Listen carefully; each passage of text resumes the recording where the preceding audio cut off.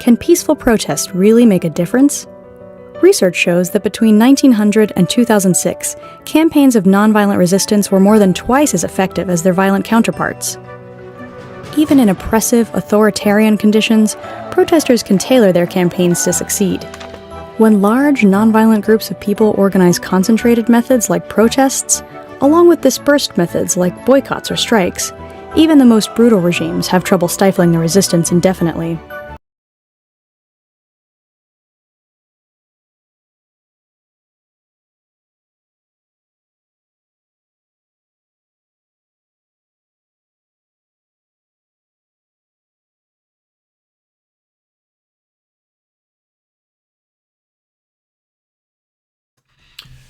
Hello, this is Fred Wanko once again, coming to you from our studios in Chicago with another edition of Bold Talk on Allen TV.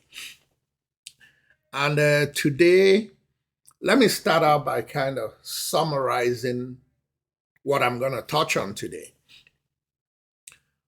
First of all, I'm going to address the issue of whether we actually have people called Nigerians. I'll explain it in a later segment. Yeah, I know we have Nigeria, but are there Nigerians?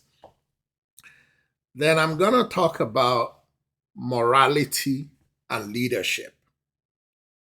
Morality and leadership. Because Nigerians they want good leadership, but they don't care about the morals of the people they tend to vote into office. We'll address that.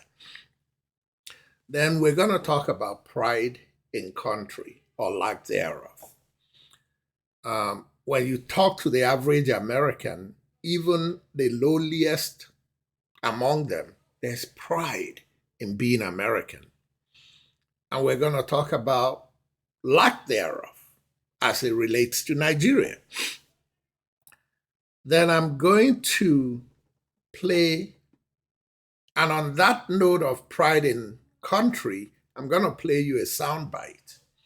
Down the line, I'm going to follow up with another soundbite from a Rudolph Okonkwo interview on his TV show with Dele Farotimi as it relates to the nonsense we've been hearing about who built Lagos. And then I'll follow that up with a study of 172 countries, 172 cities across the world and the rankings. And I'll tell you where Lagos ranked in that study, this great city or state that's been built by Bola Ahmed Tinubu. But having said all that, I'm going to start out this segment talking about Nigerian elders, be it Southwest elders or Southeast elders or Northern elders and all that. And I say that because our elders have failed us. And I have a lot of respect for our elders. But there are elders we respect just because it's our tradition. We have to respect elders. But realistically, they are not worth the respect. But we are scared of a curse of the elders, so we respect them. And it's time to question our elders. And until we start questioning our elders and what motivates them to do the things they do, generations unborn are going to continue to be misled by elders. And that's why we have all this tribalism, because our elders mislead us. Recently, you had the issue in Afenifere. One faction endorses Peter Obi, the other faction is endorsing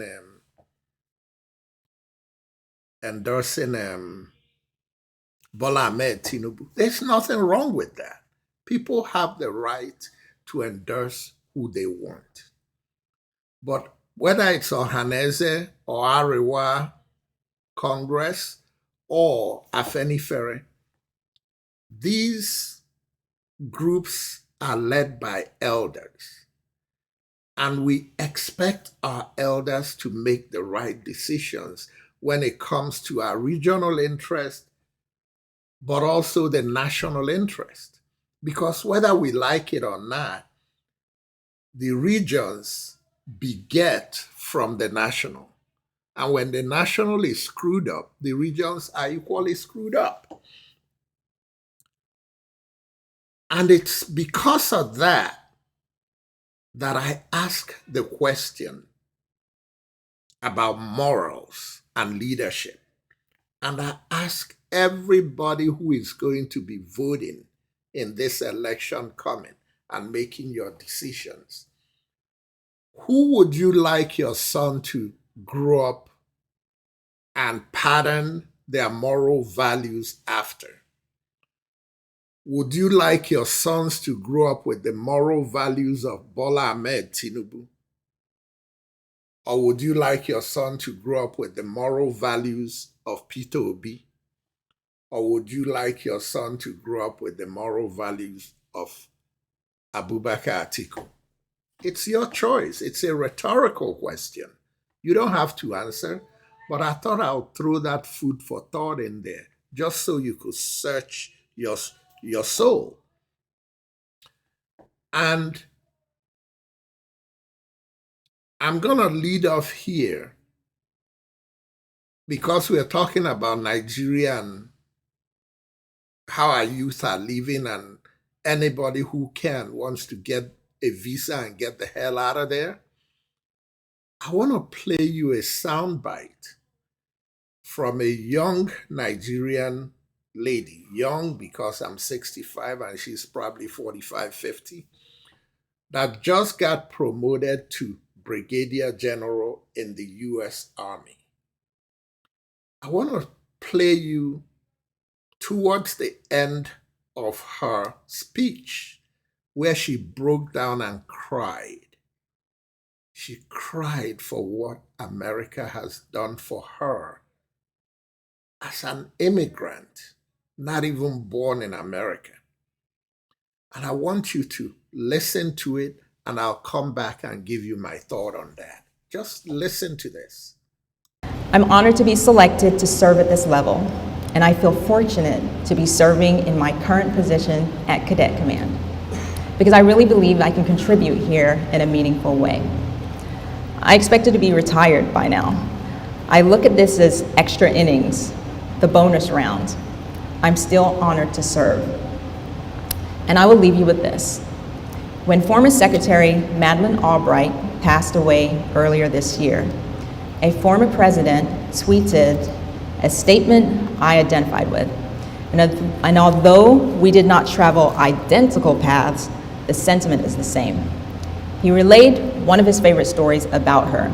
Quote, "At a naturalization ceremony, an Ethiopian man came up to Secretary Albright and said, 'Only in America could a refugee from Africa meet the Secretary of State.' And Secretary Albright replied, 'Only in America could a refugee from Central Europe become Secretary of State.' I joined the US military before I was even a US citizen, but I always knew this country was great, that it was worth fighting for,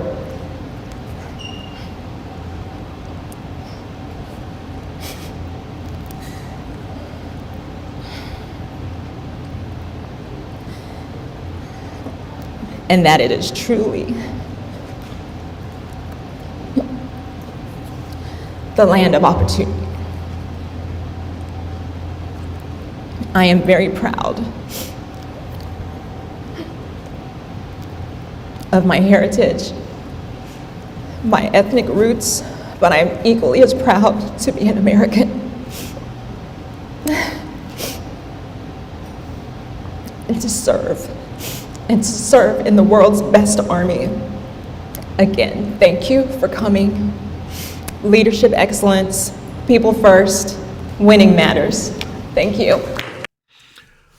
Okay, I wonder how many of you teared up as the Brigadier General cried. Her cry is an appreciation of a country that appreciates her and appreciates her service. And as I watched her, I too almost cried, but I held myself. And if I had cried, I would have been crying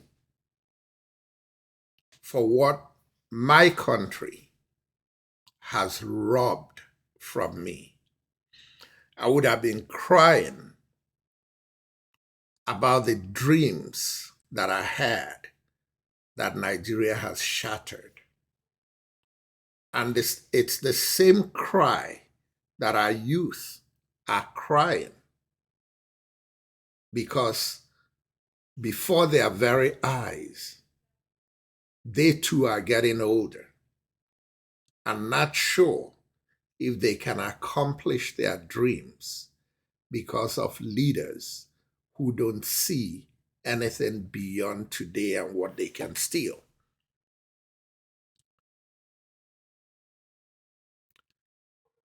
We really need to take a second look about how we look at our country.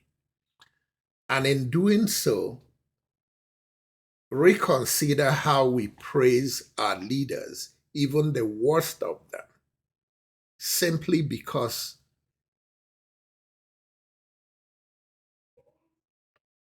they seem to have money they stole from us. The recurring theme of people who support Bola Ahmed Tinubu is that he built Lagos. He built Lagos. Which Lagos did he build that I'm missing out on? Because I'd like to know what Lagos that is. And before I make my comments about this Lagos that Bola Ahmed Tinubu built in the minds of his supporters, let me play you a soundbite from an interview by Rudolph Okonkwo with Dele Farotimi. Then I'll come back on the other side and give my opinion on it. Mr. Farotimi, let me tell you what the people are saying. His people are saying that we should forget about his biography, forget about how he made his money, that he built Lagos, that he has what it takes to move the country to that a place that we want the country to be. How do you respond to that? I am a creature of reason, and my brain tells me that it is exceedingly delusional for anyone to suggest that a man who has failed so woefully in so dictatorial control of a state for 23 years, the richest of the states in this country, the fourth largest economy in Nigeria, that has become a glorified slum, a painted sepulcher, no drainage system to speak of, avarice and greed governing everything, shamelessly taking his hand directly into the coffers of the state in the name of a commission for a criminal organization called Alpha Beta. And that is the person that should be the president of my country. Yes, I remember you saying we shouldn't speak to persons. But you see, the problem is persons matter. Personality matters. Character matters. Who's the man? Who's the man who wants to be my president? Who is he? Who's his father's father's father? What schools did he attend? These are critical things. That's why it becomes important when you now tell me, how do I even begin to speak to a situation where we are patently and clearly in a situation that is akin to state capture, like a mafia organization has captured a state and is now seeking to extend that franchise nationwide. How? So you all heard what Dele Farotimi said there. And I wouldn't even stop there. He started, but he didn't finish all the things in the background of Bola Ahmed Tinubu that are things none of us want to associate our sons with. I'll leave it alone. You go do the research on Google. It's there for the world to see. But this same Lagos that Bola Ahmed Tinubu has led for 23 years was just ranked among 172 cities across the world. And the ranking was top to bottom, how livable or not livable those cities are. Lagos ranked 171st out of 172. And the ranking was based on infrastructure, healthcare, education, and social amenities. And in that ranking, Lagos was found among the worst to live in. The ranking was not done by me. It was not done by a Nigerian. It was not done by an African. It was done by an international ranking, respected international ranking agency.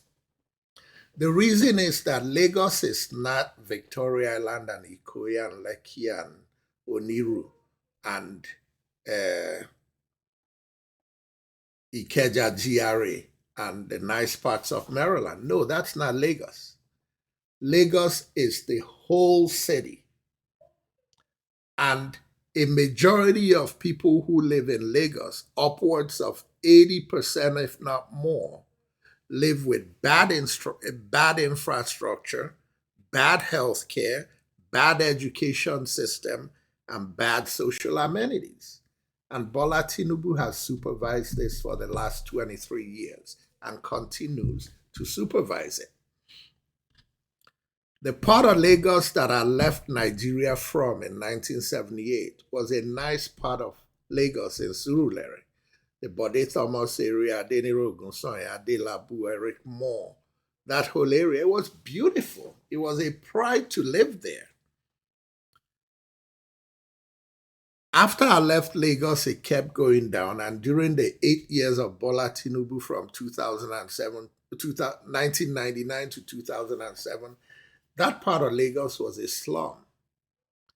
Thanks to Fashola, Governor Fashola, he went in and revamped that area and cleaned it up and all the way to Itire and Lawansin area.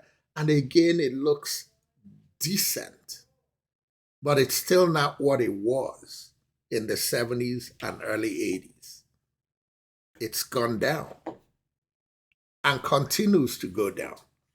Then comes Governor Ambode, who was a star governor, but Bola Ahmed Tinubu wouldn't let anybody shine without him dominating them, and he made sure Ambode did not get a second term.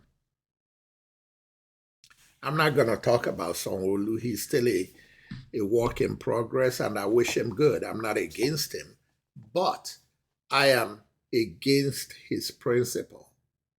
Not his principle as a person, but as an administrator and his ability to manage public funds.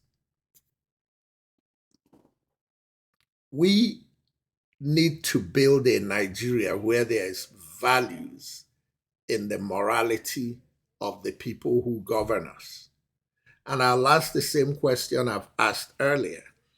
As you gravitate towards supporting Bola Ahmed Tinubu to be the president of Nigeria, would you like your son to grow up with the moral values of Bola Ahmed Tinubu, or would you like your son to grow up with the moral values of Peter Obi? Let's look at their vice presidential candidates. Would you like your son to grow up with the values of Dati Baba Ahmed, or would you like your son to grow up with the values of former Governor Shetima of Borno State or Niger State? I think it's Borno State, and now Senator Shetima. Why do I ask that question? Do we ever ask ourselves, where did Senator Shetima get the pedigree that catapulted him to become governor of the state where he governed? He worked for Zenith Bank. And at Zenith Bank, starting as a lower officer, he did so well and rose so fast because he was very good at bringing in new business, major business, and funds to the bank. That's what all banks do. There's nothing wrong with that. What's wrong with the track that Senator Shetima took is that we need to get a lens and look at where those funds were coming from that he was bringing into Zenith Bank. No, it's not a Zenith Bank issue. It's not about indicting Zenith Bank. It's about indicting Shetima. Remember that this same governor has been seen whining and dining with Boko Haram members proudly. Remember that he became governor of the state probably way paved by Boko Haram and intimidation. Do we ever wonder if the funds he was bringing in that made him a star, that made him become a branch head in the Maiduguri branch of Zenith Bank, was coming from Boko Haram? Did we ever wonder if that was money being laundered? Obviously, that was money being laundered by Shetima for Boko Haram. Now, if Tinubu becomes president and something happens to Tinubu, who becomes the president of Nigeria? His vice president. Who has that vice president catered to in the past? Has he catered to suffering Nigerians, or has he catered to Boko Haram and sympathized with them? But our elders want to gloss over all that, stay blinded to it, and make Tinubu the president of Nigeria if they had their way, and it's not going to happen.